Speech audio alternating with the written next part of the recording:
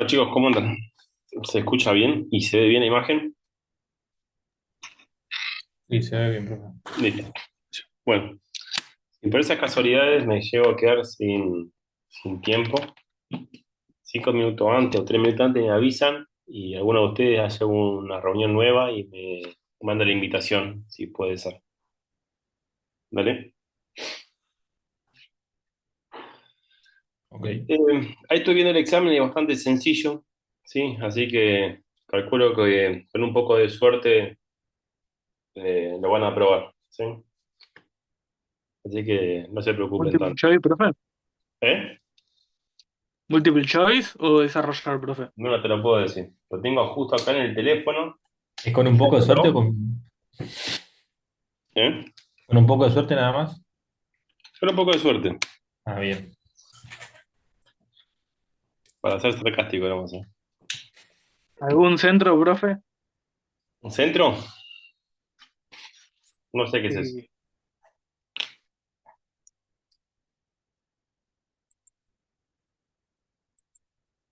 No sé qué es eso. Pero bueno. Eh, el sábado veremos. Bueno, no se preocupe. La semana pasada, digamos, no voy a hablar todo lo mismo la semana pasada, pero sí para que retomemos algunos conceptos que estuvimos charlando el otro día.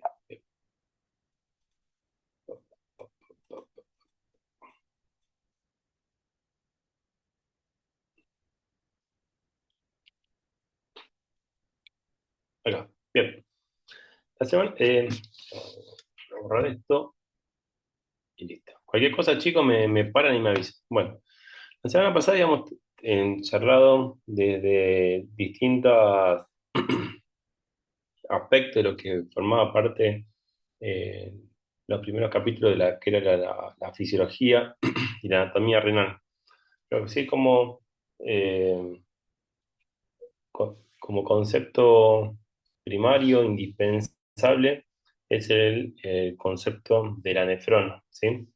Y la nefrona no solamente hablamos eh, desde un punto de vista ar- eh, arquitectónico, es decir, de toda la estructura anatómica e histológica, sino también desde el funcionamiento. Y acá, para entender el funcionamiento, tenemos que dividir el proceso en dos caminos, lo que es la parte glomerular y lo que es la parte tubular, ¿sí? Que van a ser los dos segmentos que forman la nefrona. Cuando hablamos de la formación de la orina, siempre tiene que tener en cuenta estos cuatro conceptos, que son la filtración, la reabsorción y la secreción, que van a terminar en un proceso común que se llama excreción, ¿sí?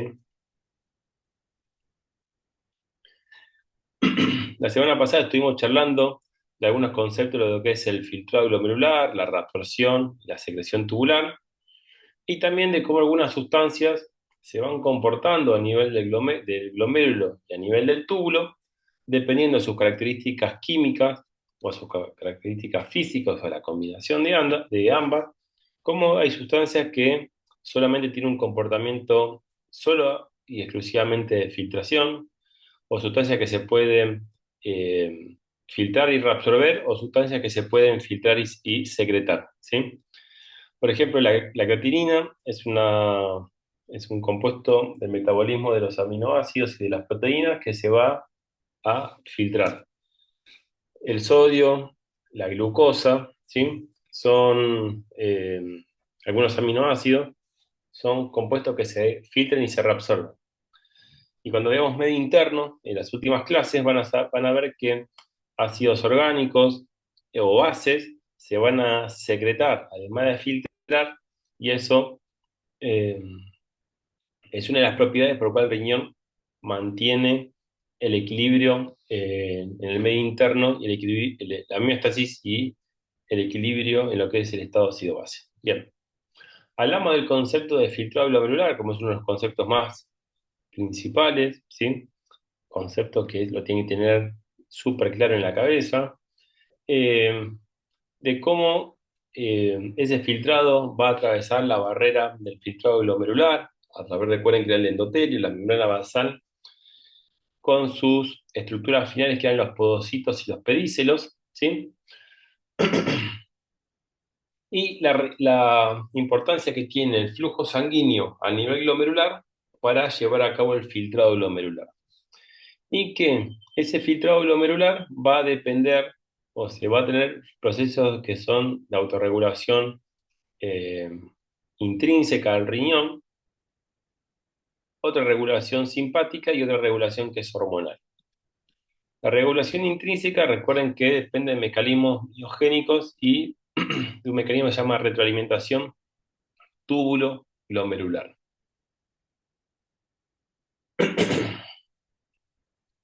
Hablamos de un sistema simpático, ¿sí? Y el control hormonal. Y van a ver cómo el sistema simpático y el sistema hormonal van a confluir en lo que es la activación del sistema renina-angiotensina-aldosterona, ¿sí? Y sustancias a través de los autocoides o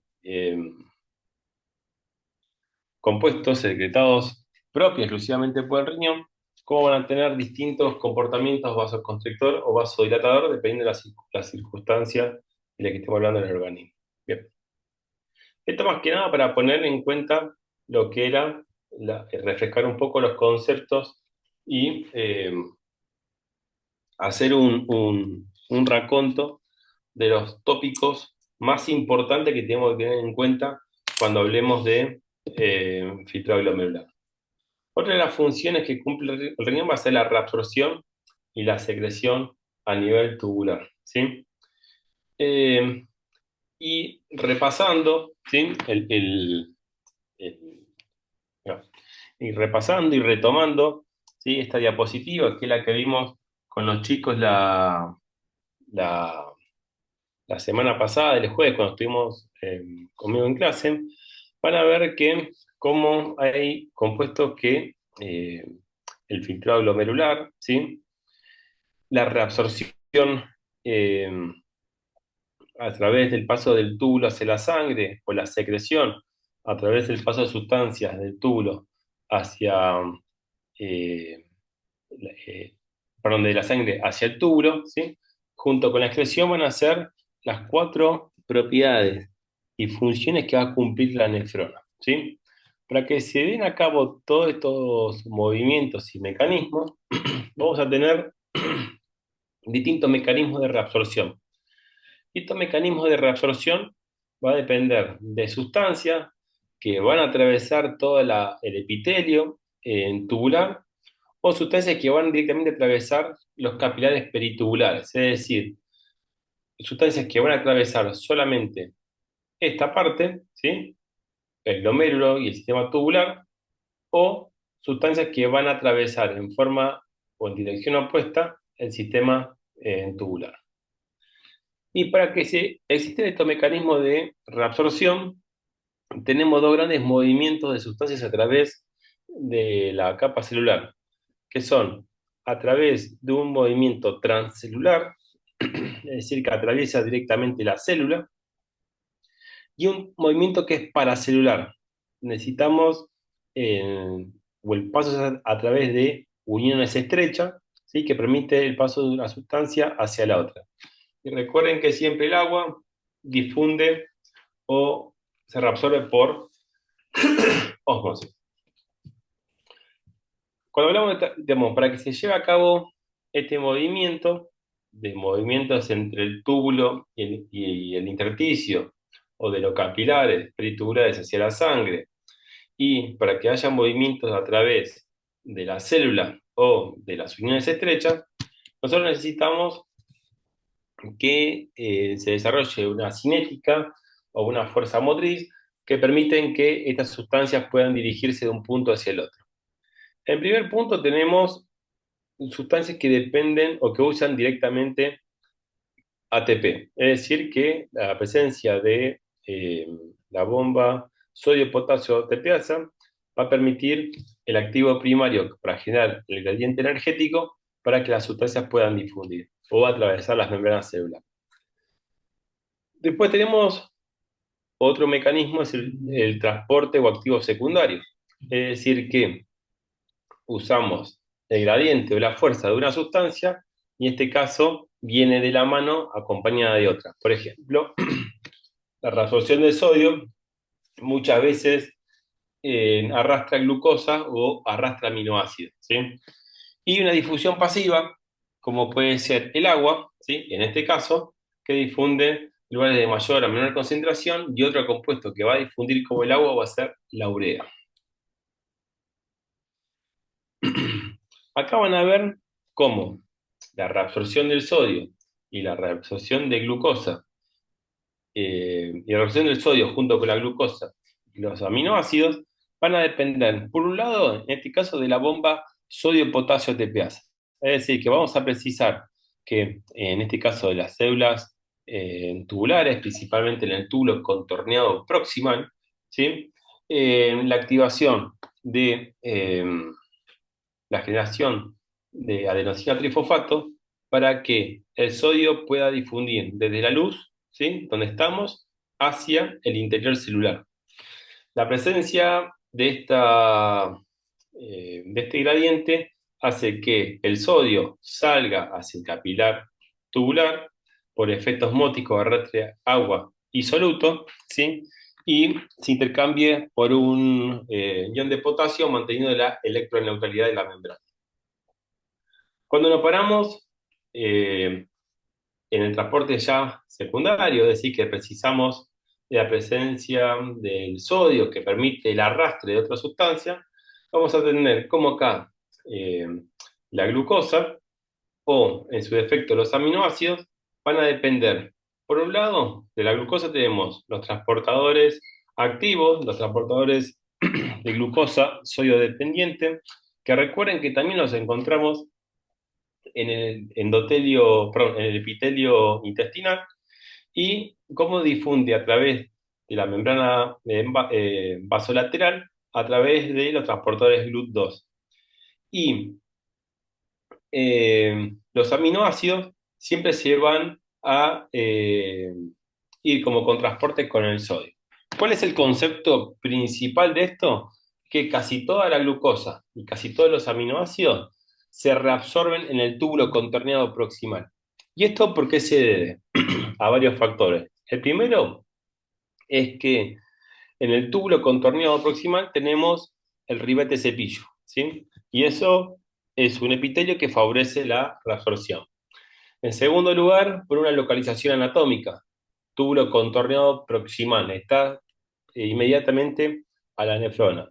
Tercer punto, tratamos que en el sector proximal se puedan reabsorber la mayor cantidad de compuestos de glucosa y de aminoácidos para que esos compuestos remanentes no lleguen ni al asa de Henle ni al túbulo contorneado distal, dando que ambas estructuras no tienen ninguna implicancia, ninguna función sobre los mecanismos de reabsorción. Y acá les pongo algunos ejemplos que como acá les pongo algunos ejemplos de cómo van a ver que cómo la glucosa se filtra y se reabsorbe en un 100%, es decir, que la cantidad excretada es prácticamente mínima. Van a ver cómo la creatinina se filtra, ¿sí? Y se excreta en su totalidad, ¿sí? No hace falta que se aprendan esto de memoria, pero sí cómo distintos compuestos tienen un comportamiento totalmente diferente. Bien. Bueno, esto es lo que ya charlamos recién, la reabsorción de glucosa a través de los GLUT1 y 2, ¿sí? Y a través de los transportadores glucosa sodio dependiente y a través de los GLUT1 y 2.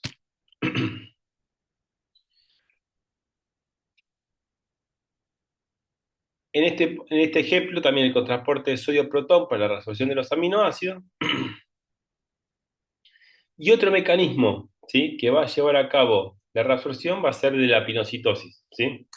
Que esto se utiliza para la reabsorción de grandes proteínas como es el ejemplo de la albúmina, ¿sí? Donde por un medio de la pinocitosis, la albúmina, principalmente porque la que tiene la mayor peso molecular que una proteína común, se va a acostar sobre la superficie del túbulo proximal. Van a ser endocitados, es decir, que se van a formar vesículas que van a englobar esa partícula y la van a formar una vesícula que posteriormente se va a digerir.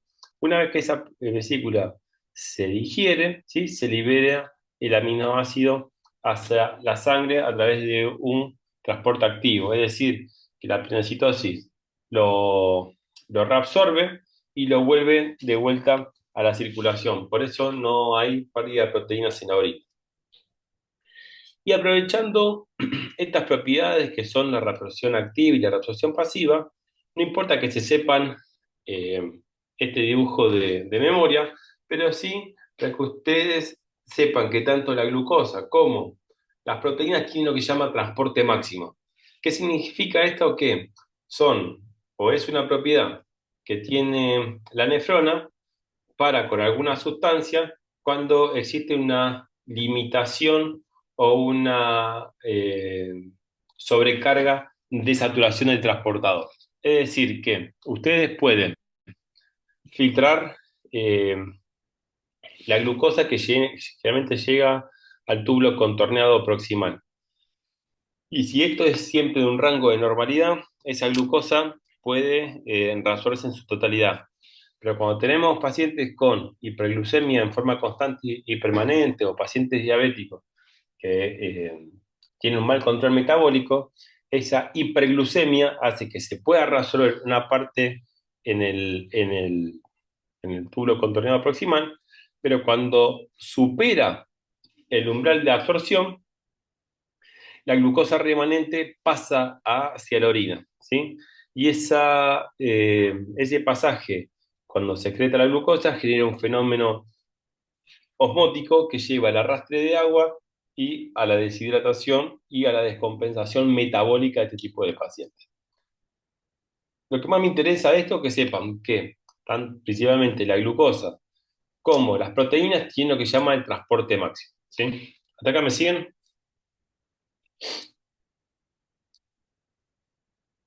Sí, profe. Pensé que se han ido a dormir la siesta, perdón. El túbulo contorneado proximal, ¿sí? Va a ser el responsable como título principal de la reabsorción. Y se los pongo acá abajo. Es decir, que es el responsable de reabsorber más del 70 o el 80% de todos los compuestos que llegan a este sector. Principalmente sodio, glucosa y proteína. Los fenómenos de reabsorción son los que estuvimos viendo recién, por fenómenos activos, por fenómenos pasivos. Transporte activo primario, transporte activo secundario, ¿sí? Y van a ver cómo cada compuesto va a tener un comportamiento diferente. Ya charlamos lo que es el sodio, ya charlamos lo que es la glucosa, ya charlamos lo que es las proteínas. Pero el agua lo nombramos, ¿sí? El agua difunde por ósmosis. La creatinina se va a excretar se va a resolver y se va a excretar en una relación 1 a 1. Y la urea se va a resolver pasivamente. Pero el concepto principal, cuando se le pongan en la pregunta de examen, ¿cuál es la principal propiedad o función del túbulo contorneado proximal? Es la reabsorción, ¿sí? ¿Hasta acá me siguen? Sí, sí. Sí, profe. Sí, profe. Bien. Lo que le sigue, digamos, acá van a ver que tenemos el glomérulo, ¿sí? Junto con la cápsula de Bowman, arteriola aferente, túbulo contorneado proximal. La parte que le sigue al proximal es el asa de Henle. El asa de Henle tiene una forma de U, ¿sí? Y tiene 3 porciones. Va a tener una porción descendente, ¿sí? Delgada, que es responsable de reabsorber agua, es decir, que tiene una alta permeabilidad al agua, similar al del túbulo contorneado proximal. La rama ascendente delgada, esta que tenemos acá, tiene una propiedad totalmente diferente a esta, es decir, que es impermeable al agua. Y el segmento grueso, además que es impermeable al agua, es el segmento diluyente, ¿sí? ¿Por qué es el segmento diluyente? Porque es el sitio donde, junto con el contorneado distal, van a actuar dos tipos de hormonas, que son la aldosterona y la hormona antidiurética. Y por otro lado, es el sitio donde van a actuar algunos diuréticos específicos, como son la furosemida, que va a actuar sobre un receptor llamado eh, transporte de sodio 2-cloro, un potasio, ¿sí? Es un receptor específico. Pero lo más importante que tienen que tener en cuenta que el asa de Henle es el mecanismo que va a, eh, a tener un comportamiento eh, ambiguo, en el sentido de que una parte sí es permeable al agua y la otra parte es impermeable al agua, ¿sí? Por lo tanto, este sector se lo conoce como el sector encargado de concentrar la orina, ¿sí? Y el túbulo contorneado distal, este segmento que tenemos acá, va a tener distintas porciones, ya sea la porción proximal o la porción distal. Si hablamos de la porción proximal, va a tener una impermeabilidad al agua, es decir, que esa impermeabilidad aún va a ser mayor y va a ser responsable de la reabsorción, digamos, mínimamente de cloro y del sodio y del cloro. Y en el túbulo contorneal distal, ¿sí? El funcionamiento del mismo va a depender de la acción de dos células, que son las células principales y las células intercalares. Estas células tienen distintos comportamientos. Las células principales, ¿sí? Van a reabsorber sodio y agua y van a secretar potasio. Es decir, que estas células van a ser las responsables de la acción de la hormona llamada aldosterona. Diciendo en otras palabras, la aldosterona reabsorbe sodio y agua y excreta potasio. En el otro segmento tenemos las células intercalares, ¿sí? O intercaladas, que son el sitio donde van a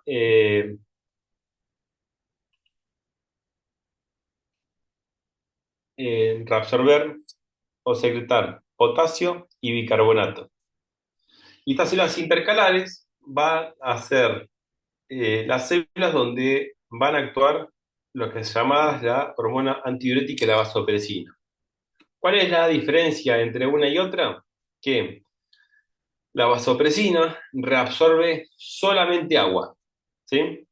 No tiene ninguna acción, ningún efecto sobre el sodio. En cambio, la aldosterona reabsorbe sodio, reabsorbe agua y va a excretar potasio. ¿Se entiende este mecanismo o esta función? Porque estas son dos características fisiológicas de suma importancia. ¿Se entiende? Sí, se entiende. Perfecto.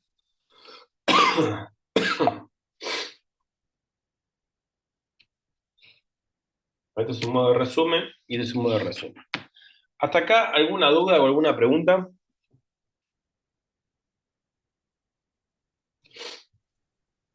Como, ¿qué concepto o qué balance podemos hacer de esta parte final de la charla? Es que ustedes, a través del, digamos, cuando hablamos del sistema tubular, notemos que parar, ¿sí? Desde un lado, ¿cuáles son los mecanismos, ya sea en acción activa o en acción pasiva, que van a favorecer el transporte, la movilización de sustancias a nivel del tubo, ¿sí? De acuerdo a las características de esta sustancia, tenemos movimientos activos y movimientos pasivos. Pero principalmente, si ustedes son detallistas, se habrán dado cuenta que los principales compuestos donde uno mete el foco y donde hacemos el,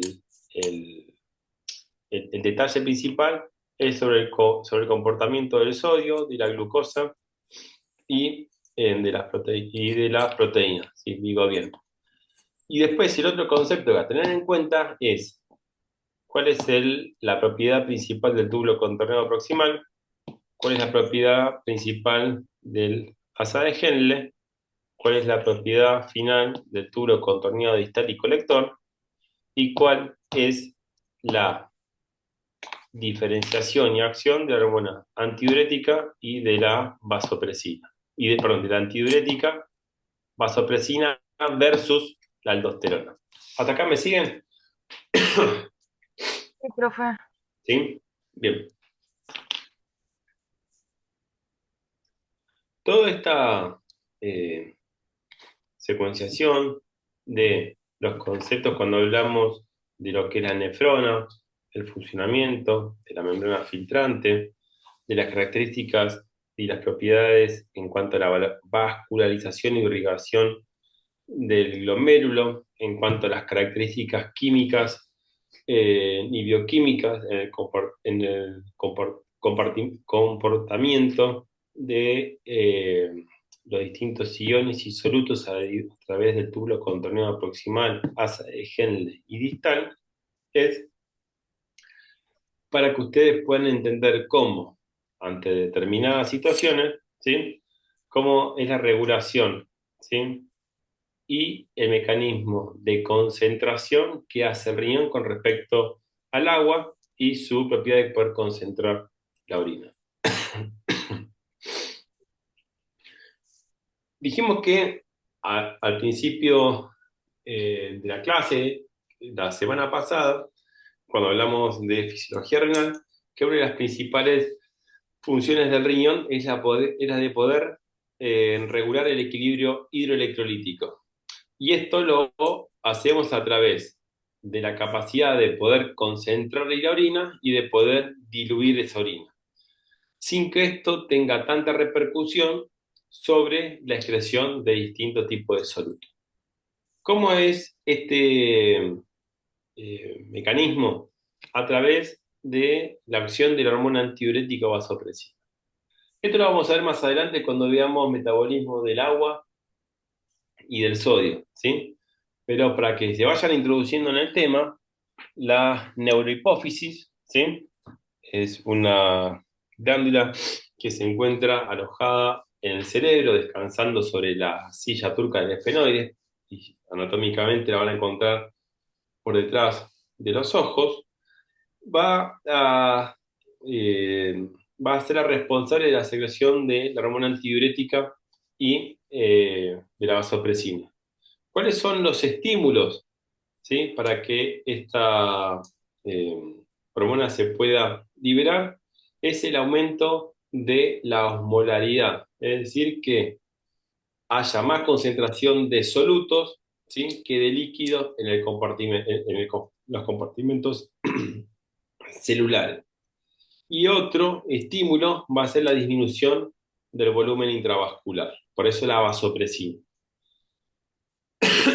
Cuando en el hipotálamo los receptores detectan un aumento de la osmolaridad, hablamos de un contexto clínico donde los pacientes están deshidratados, por eso hablamos de este escenario. ¿Qué pasa en esta situación? La neurohipófisis va a liberar hormona antidiurética. Esta hormona antidiurética va a actuar a nivel del túbulo contorneado distal y el túbulo colector, y el objetivo principal va a ser la reabsorción de agua. Y con eso, ¿qué vamos a llevar? A tener una orina concentrada, es decir, orina que pueden variar desde 1200 a 1400 miliosmol. ¿Qué pasa cuando estamos en un contexto donde tenemos una normohidratación o una sobrecarga hídrica? En esta situación tenemos que los pacientes, al estar en un exceso de agua, esa osmolaridad va a disminuir a nivel del compartimento intracelular porque tenemos un medio que está diluido. La hormona antidiurética se secreta con menor flujo y eso hace que haya una mayor reabsorción de agua y a nivel del túbulo distal y del colector, lo que lleva a la secreción o la eliminación de una orina totalmente diluida. ¿Por qué hablamos de esto de poder concentrar y diluir la orina? Porque el riñón tiene la capacidad de poder concentrar la orina hasta valores que podemos determinar desde el punto de vista clínico hasta 500 mililitros de orina por día en un paciente. Es una orina hiper mega concentrada. Pero también, ante distintas patologías, podemos tener orinas diluidas. Es decir, tenemos pacientes que pueden orinar o tienen capacidad de orinar de entre 15, 18 hasta 20 mililitros por día. Es decir, que desde el punto de vista fisiológico, ¿sí? Si nosotros no nos adaptamos a la acción de esta hormona, estos pacientes pueden tener déficit severo en cuanto a su regulación del metabolismo del medio interno. Y por eso es importante que ustedes sepan cómo la antidiurética, el túbulo de contenido distal y el colector tienen este rango súper amplio de poder concentrar y diluir la orina.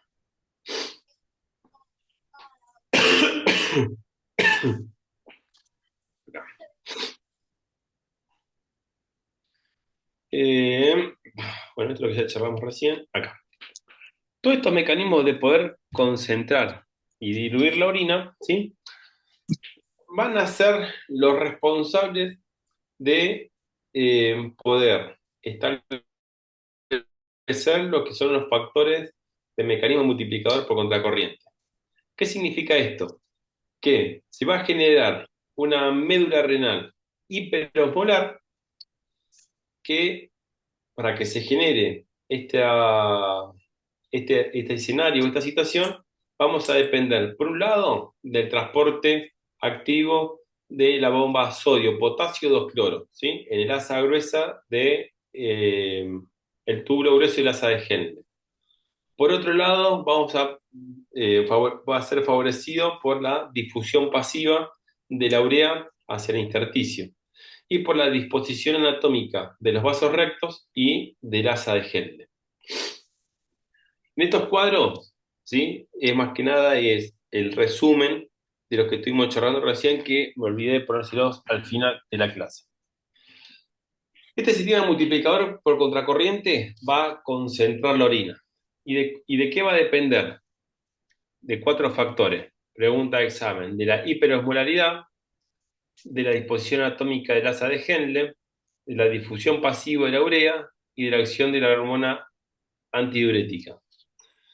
¿Esto qué lleva? Que en el asa de Henle, la reabsorción continua y repetida, ¿sí? Del sodio y del cloro hace que se genere un intersticio hiperosmótico que a medida que se va reabsorbiendo en cada uno de los procesos de filtrado y reabsorción glomerular, este intersticio cada vez tiene más hiperosmolaridad que va a llevar a darle la propiedad de poder concentrar la orina.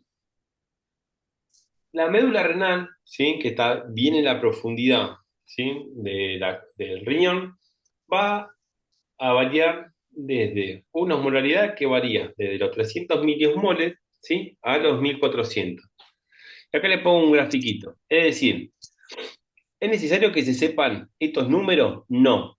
Pero sí para que ustedes tengan en cuenta cómo nosotros partimos que en el túbulo contorneado proximal la osmolaridad que tenemos acá es isotónica, es decir, que es similar a la que tenemos en el plasma. Pero a medida que nos vamos metiendo en la profundidad de la médula renal, ¿sí? Este líquido tubular cada vez se hace más, ese líquido se concentra cada vez más, llegando a una osmolaridad de casi 1200, es decir, 4 veces más que con respecto al proximal. Acá. ¿Esto qué lleva? Que a medida que el agua se reabsorba, ¿sí? Se van acumulando solutos, ¿sí? La otra propiedad es la disposición anatómica del asa de Henle, ¿sí? Dijimos que la rama descendente es responsable, como es muy permeable al agua, de poder concentrar el líquido tubular, el líquido que encontramos acá adentro, pero la rama ascendente, como es impermeable al agua, pero saca activamente sodio